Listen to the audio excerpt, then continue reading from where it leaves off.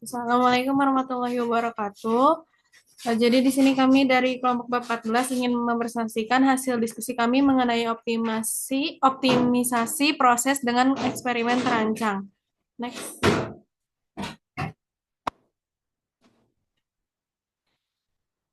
Di sini beranggotakan yang pertama ada Nadia Gasani, Novilia Kartika, Reina Belfadila, dan Tita Haura Maulia.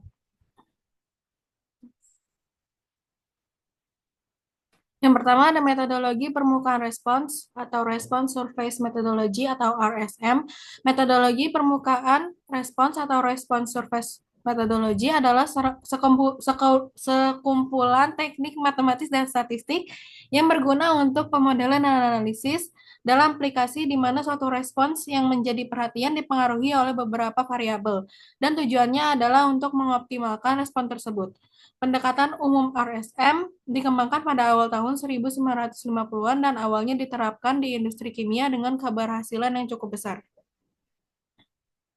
Next. Untuk konsep permukaan respons, untuk mengilustrasikan gagasan umum RSM, misalkan seorang insinyur kimia ingin menemukan level suhu reaksi sebagai X1 dan waktu reaksi sebagai X2 yang memaksimalkan hasil sebagai Y dari suatu proses. Hasil proses merupakan fungsi dari level suhu dan waktu, katakanlah Y sama dengan X1, X2 ditambah epsilon, di mana epsilon merupakan gangguan atau kesalahan yang diamati dalam respons Y. Jika kita menyatakan nilai harapan dari respons sebagai ekspektasi Y sama dengan Fx1, X2, maka permukaan yang direpresentasikan oleh Fx1, X2 disebut permukaan respons atau response surface. Next. Berikut grafik 3D-nya bisa dilihat dari gambar 14.1 dan 14.2. Next. Dari gambar tersebut, kita dapat merepresentasikan permukaan respons secara grafis dalam bentuk grafik 3D dan juga sebagai plot kontur. Plot kontur menggambarkan garis-garis pada bidang X1 dan X2 yang menunjukkan tinggi respons yang sama dan berguna dalam mempelajari perubahan bentuk atau tinggi permukaan respons. RSM adalah prosedur sekuensial. Jika titik awal jauh dari optimum, digunakan model orde pertama. Setelah mendekati optimum, digunakan model orde kedua untuk menemukan titik optimum lebih akurat. Analisis permukaan respon dapat dianggap seperti mendaki bukit untuk maksimum atau menuruni lembah untuk minimum.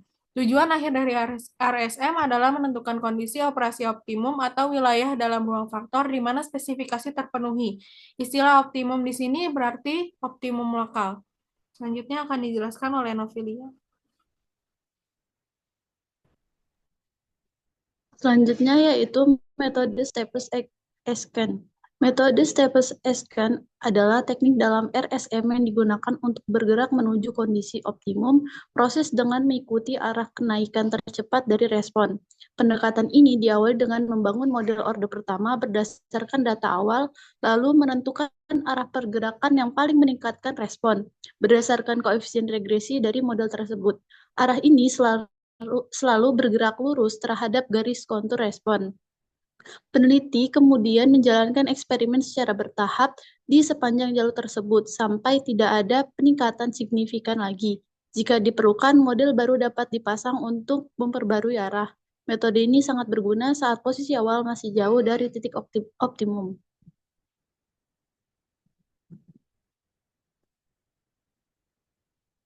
Selanjutnya yaitu analisis permukaan respon orde kedua.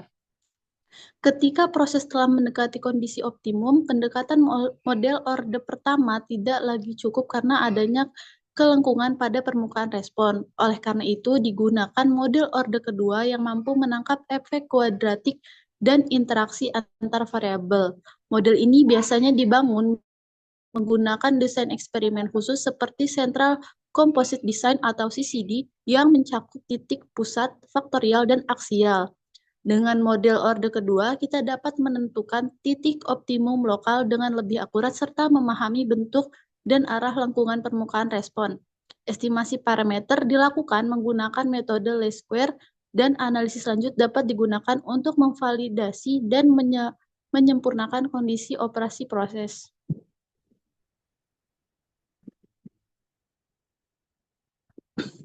Selanjutnya yaitu studi ketangguhan proses. Salah satu yang paling penting adalah dalam studi ketahanan proses, di mana fokusnya adalah sebagai berikut. Yang pertama yaitu merancang proses agar produk yang dihasilkan sedekat mungkin dengan spesifikasi target yang diinginkan meskipun beberapa variabel proses seperti suhu, faktor lingkungan seperti kelembapan relatif, dan karakteristik bahan baku tidak mungkin dikontrol secara tepat.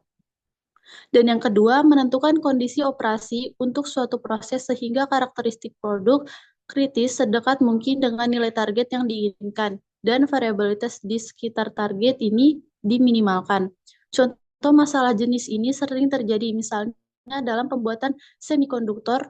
Di sini kita ingin ketebalan aksida pada wafer sedekat mungkin dengan target atau ketebalan rata-rata, dan kita ingin memvariabilitas ketebalan di seluruh wafer atau ukuran keseragaman sekecil mungkin.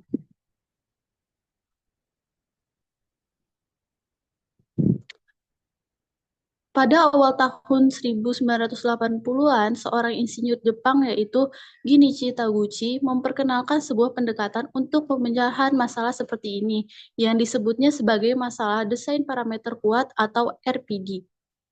Eh, Pada tahun 1986, pendekatannya didasarkan pada klasifikasi variabel dalam suatu proses sebagai variabel kontrol atau yang dapat dikontrol, dan variabel noise atau yang tidak dapat dikontrol. Tujuannya kemudian menemukan pengaturan untuk variabel yang dapat dikontrol dan meminimalkan variabilitas yang ditimbulkan ke respon dari variabel yang tidak dapat dikontrol.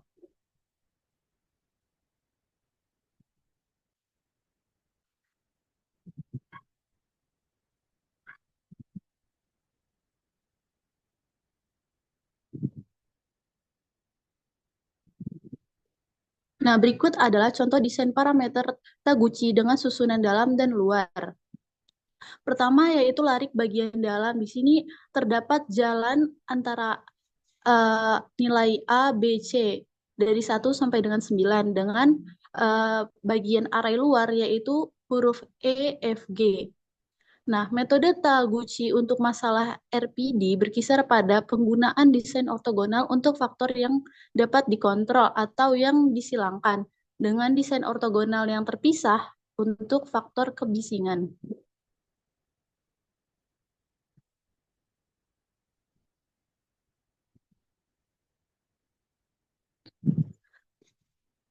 Dalam metode Taguchi menyarankan agar kita meringkas data dari percobaan closed array dengan dua statistik. Analisis dilakukan untuk menentukan pengaruh faktor yang dapat dikontrol yang menghasilkan. Yang pertama yaitu rata-rata sedekat mungkin dengan target yang diinginkan dan nilai maksimum rasio sinyal terhadap noise. Poin penting tentang desain cross array adalah bahwa desain ini memberikan informasi tentang interaksi faktor noise yang dapat dikontrol. Interaksi ini sangat penting untuk menyelesaikan masalah RPD.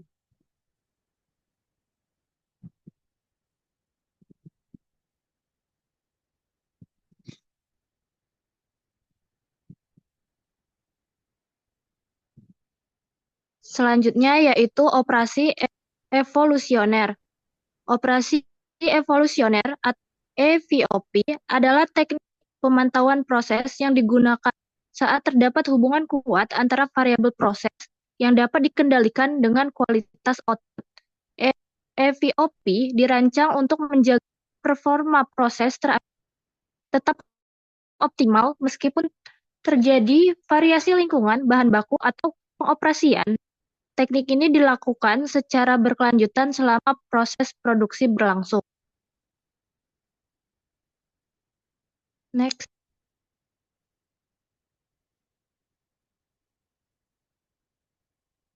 Selanjutnya, tujuan dari evolusioner. Tujuan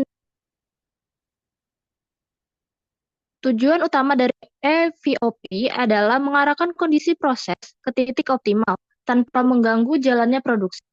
Metode ini menggunakan perubahan kecil dan sistematis dalam variabel proses, sehingga tidak mengganggu kualitas produk.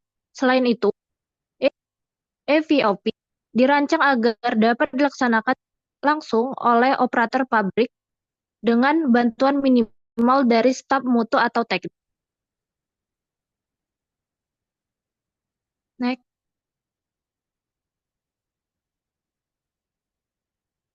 Selanjutnya yaitu prinsip desain evolusioner. EVOP menggunakan prinsip desain faktorial dua tingkat, khususnya desain 2K saat melibatkan dua variabel, seperti suhu dan waktu.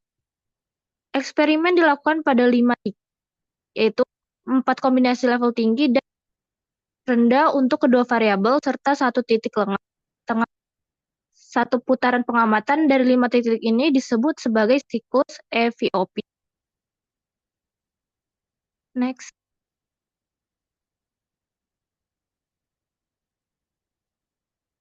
Selanjutnya yaitu menghitung efek variabel dan interaksi. Dalam EVOP, efek utama dari suatu variabel dihitung dari rata-rata perubahan respon saat level variabel berubah dari rendah ke tinggi. Misalnya, pengaruh X1 dihitung dari perbedaan respon antara sisi kanan dan sisi kiri desain, sedangkan X2 dari sisi atas dan bawah. Jika efek X1 berada tergantung pada level X2, maka terdapat interaksi yang signifikan antara keduanya. Next.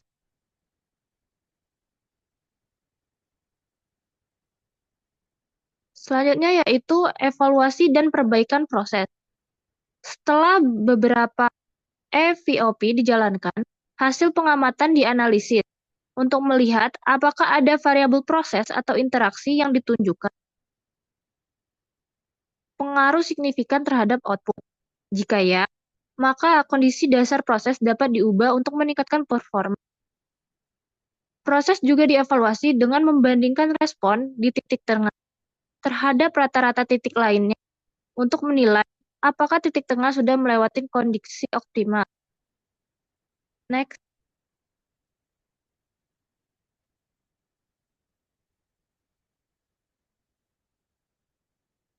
Aplikasi praktis EVOP. Meskipun EVOP dapat diterapkan pada banyak variabel proses, dalam praktiknya biasanya hanya digunakan 2 atau 3 variabel untuk menjaga kesederhanaan.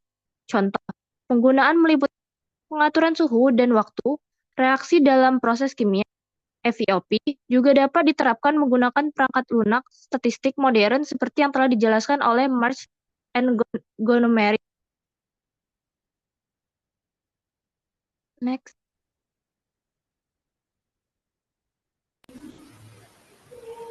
Selanjutnya soal 14.14. Pertimbangkan model respons pada persamaan 14.5.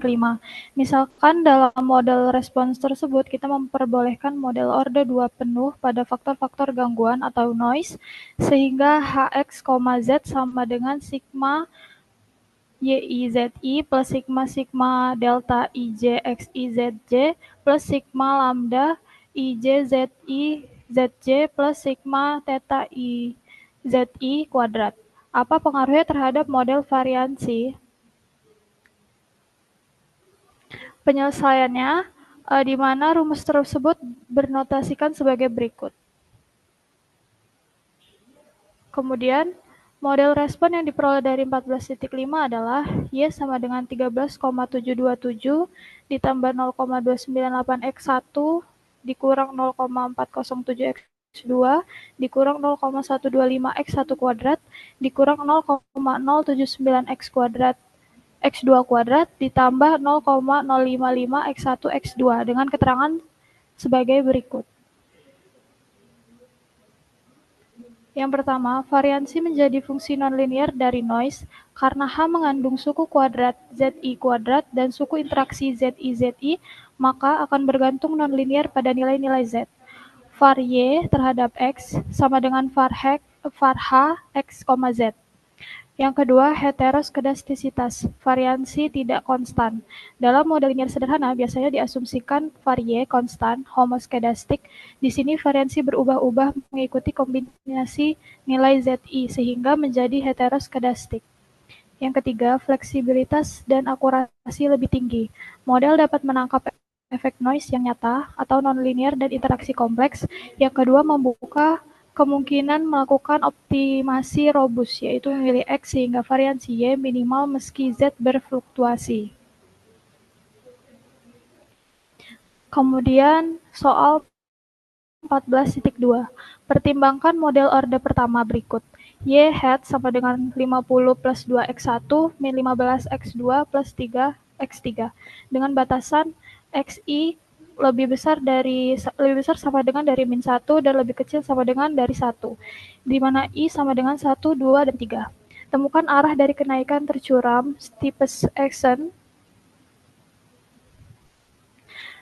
di mana model orde pertamanya yaitu Y hat sama dengan 50 plus 2x1 dan 15x2 plus 3x3. Model ini adalah fungsi linier terhadap tiga variabel yaitu x1, x2, dan x3. Dalam konteks steepest ascent, arah kenaikan tercuram adalah arah gradien dari fungsi Y hat. Gradien adalah vektor turunan parsial terhadap setiap variabel, di mana vektor Y hat-nya sama dengan do Y hat per do x1, do Y hat per do x2, do Y hat per do x3, dengan hasil dari perhitungan turunan parsialnya sebagai berikut.